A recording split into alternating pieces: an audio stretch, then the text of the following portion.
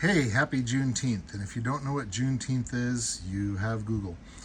We're back on the Helix here again, and I want to do some more troubleshooting. Our story so far is we've got our janky battery set up. We've got it to turn over, and I think we had a couple sputters. But we're going to take off this carb and we're going to clean it. Oh, we drained the fuel tank, and I've put some good fuel in there. I don't know if the fuel pump works, so let's pull off the output hose and see what happens. And as you can see, the sand continues to fall here as you bump and rattle on this thing. I did some more exploratory surgery and hooked up a couple of the hoses. This hose was disconnected off the carburetor, and there was another hose over here disconnected off the carburetor. So it had some untoward vacuum leaks. Of course, if you look right back in there, let me zoom in. Yeah, that right there. Oops, that's a rip. There it is. That's a rip in the intake manifold. So that's no good. Looks like someone put some RTV or something on there. So I've ordered a new one of those. I did order a new fuel filter, and I said I was going to do this as it sits. There's stuff I can't fix that boot unless I use more RTV. I can't really fix this fuel filter. I could back flush it, I suppose, and that would work a little bit. But I want to get a new one going anyway. The other thing that's missing is someone took off the, where is it on this side? It's over here somewhere. Oh, it's way down there. There it is. That's where it would connect. That's the rear brake line or cable. So it doesn't have a rear brake cable, and the front brake is useless. So I'm going to take that apart, see if we can get fluid going through it. But I also did purchase a rebuild kit for that. So if we can get go and stop working, we're set. We can do the rest pretty easily. I did make sure there's coolant in the system and no air went through that. Just looked at it. You know, there's some coolant in there. I took off the radiator cap, which is actually up here, and there's coolant up there. So we know there's coolant in the system because we don't want to burn up an engine if we have a good engine. We're also missing a muffler stud right there. So I want to get one of those and put that on as well. In a side note, the scooter you have not seen, the 250 Elite here, broke down on me the other day, and it turns out that it was the vacuum line that goes to the petcock that keeps it open that had slipped off, and it's 40 years old. So I snipped off a little bit off the end, found the clamp that was missing, put it back on there, and it works fine. I went for a nice ride this morning, so maybe we'll see some stuff on that one as well. But right now, let's disconnect the output, the hose that goes up with the carburetor here, and see if we've got the fuel pump working, because those are expensive. I don't want to replace that. If that one works, that's original, it'll be great. So let's get in here and we'll pull off. Do this by hand. Not really.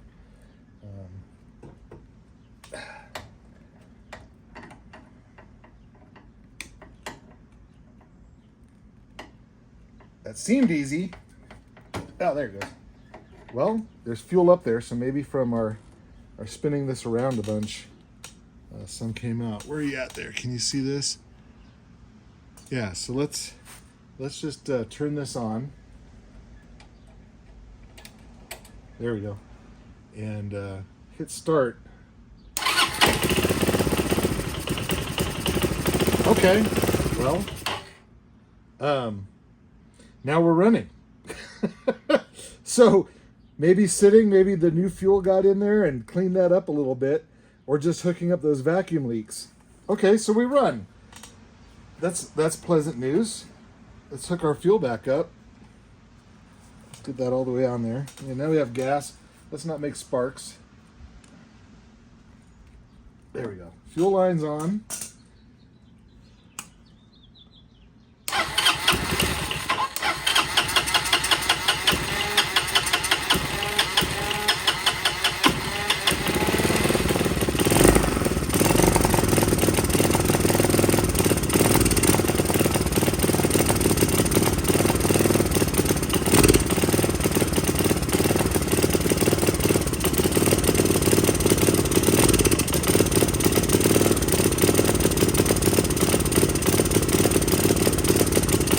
Okay, we're running. We're not running great. We're gonna idle? Nope, we're not gonna idle. I imagine that, I mean, it's been a week. It's been soaking for a week in some gasoline from last time we tried. I did come out here this morning and do that trick. Maybe I sucked some junk through the carburetor, but it certainly wasn't running then. Now it runs. Oh, let me turn this off. Well, we're still going to pull the carburetor off and clean it, obviously, and I need a new intake manifold, the little rubber boot there, because it doesn't work. So let's take the carburetor off and get it soaking. I have a ultrasonic cleaner here. This isn't very exciting, this static shot of the engine. But there's that big crack there in the intake boot. Obviously some of the lines aren't routed correctly here. We need a belt on the transmission. I have a belt laying around. I want to do things like over here. I want to take apart the variator. I want to take apart the clutch. I mean, that, you know, the final drive seems fine on this. I just want to take apart the clutch. Honda originally put a ton of grease in there. I'm sure the weights are bad. See what we're dealing with and see if we can get this to drive. Have no brakes right now, so I'm not going to drive fast. I'm not going to drive. I'll wait until parts come in and we'll get that going. Luckily, we have a vacuum diagram right here, so I can get things hooked up right. We do have a brake light. We have a headlight. We're getting close. So I think if I can get a few more things going on this, running better, we'll be good. Let's get this carburetor taken apart and off of here and see if we can get cleaned up better. All right, we've got the carburetor off here, and I didn't show that on video because there's 50 other videos on how to take it off. Mitch's Scooters, Mitch, whatever it is, on YouTube. He's got some great videos on at least the 250, and there's others that have videos on the Helix. I'm just doing this for fun. But now we can really get in here and see what the hell is wrong with this. Look at this. This boot's just all torn to hell. Someone put some goo on there trying to fix it up at one time. That ain't gonna do it. A little bit of carbon in there. A little bit of rust here and there. But it does run. So it's running rich right now. Is that what happens when you get a vacuum leak? Regardless, big ass vacuum leak right here. So we're gonna pull that off and replace it as well coming up here. But I want to get this into the ultrasonic cleaner. I think it works fine, but we can clean it up. We can take it apart, clean everything out, make sure it all works well. I'm gonna do a little bit more research on the carburetor because there's some cooling passages and other things in here, or the heating. They're part of the cooling system, it goes through the carburetor. I think it's to pre-warm the carburetor as well. But we'll work on that and get that going. So let me get the ultrasonic cleaner, get this taken apart, and we'll get a new boot on there. I don't think that'll be this week's episode. This is probably going to be a short episode because I was hoping to get it running enough to maybe put around the yard a little bit. I don't think I want to do that without brakes. I mean, slowly is okay, but you know, you get over enthusiastic and next thing you know, you're going through the back window of your truck. So we'll leave it there for right now. Well, look at this fun time we have going on here. There's the split in this boot, and someone gooped a bunch of RTV on there. It looks like they just sprayed it down in there. I mean, it takes 40 seconds to take off the carburetor. To quote, fix it right? I don't know. This part is like $80 from Honda, but it's like $11 from everybody else because it's just a clone of the Honda part. Is the rubber as good? Probably not. Do they only last a couple of years at most? Probably, but they're $11. I don't expect to live that long to recoup my costs for the long one. Maybe, I mean, for the Honda one. Yeah, it's enough ramble about this. But you can see that's pretty bad. Honestly, this is the first time I've used one of these. You can see the water's already getting dirty. It's not even hot yet. I don't know if you're supposed to heat first and then put everything in and turn it on. We'll do it this way.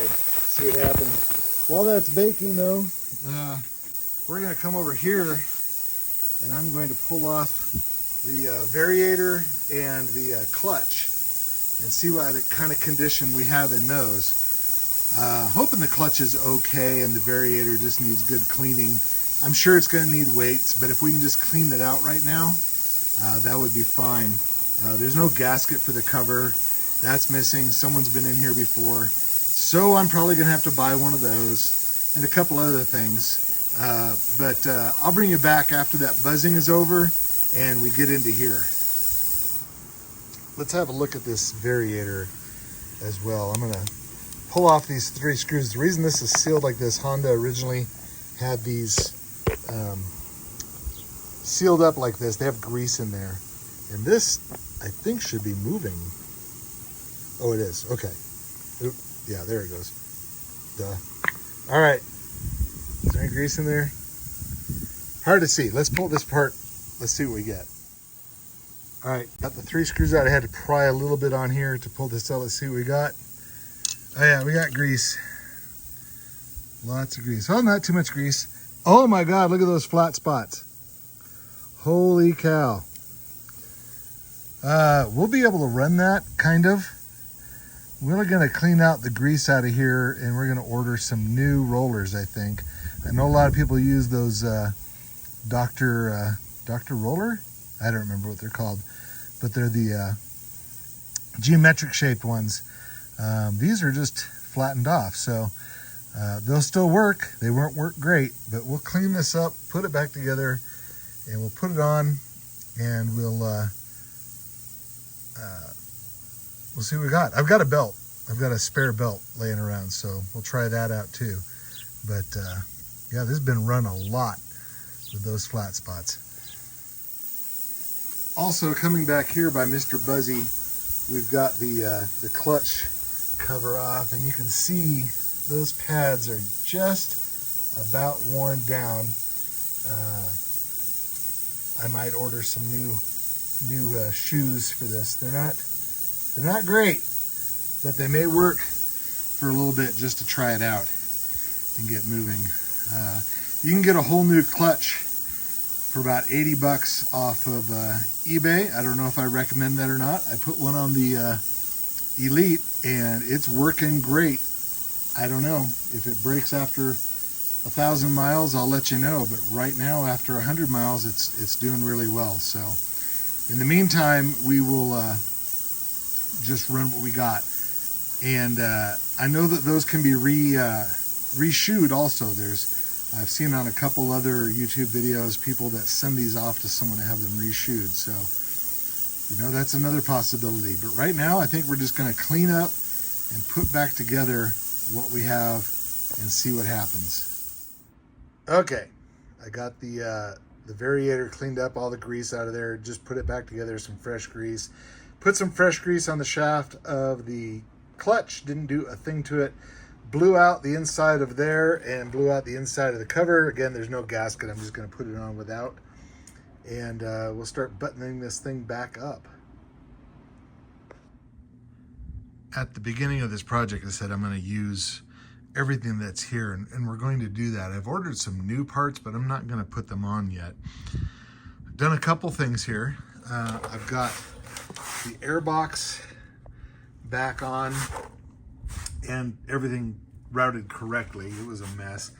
I not rebuilt, but I took apart the variator and just put the weights back in there, cleaned out all the grease, clean that up, put some new grease on the spindle, and there's a couple places in there that you put some grease on just to get that set up.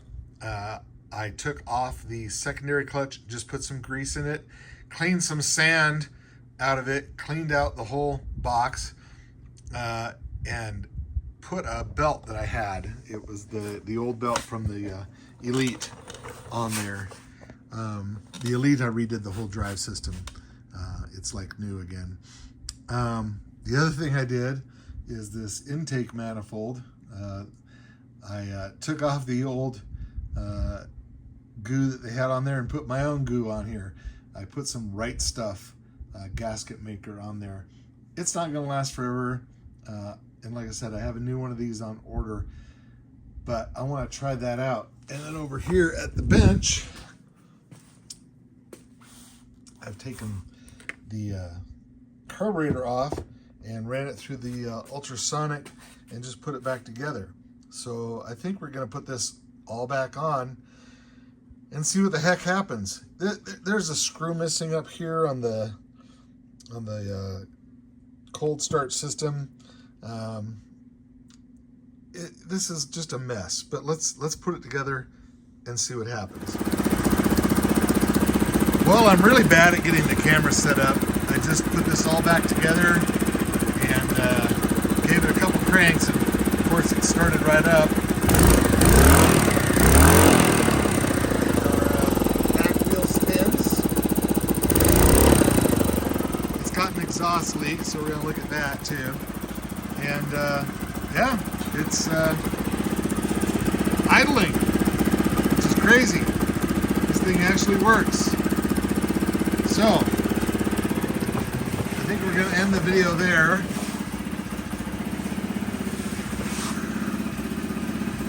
Oh, we got one run marker light. We don't have the other one yet, but anyway, we got her running. Didn't think this was going to happen last week, so we're a little bit ahead. And I'm going to let it warm up a bit. We got 1 bar on the temperature right now. Our fuel shows half full, which is probably right. So that seems to be working. Clock is wrong. We'll figure that out in a bit. And yeah, we'll keep plugging away on this. All right, thanks for joining me this week. I know this isn't the greatest video, and I didn't show you how to rebuild anything. There's better videos out there. I'm just having fun with this. Thought you'd want to see. Thanks a lot. See you next week.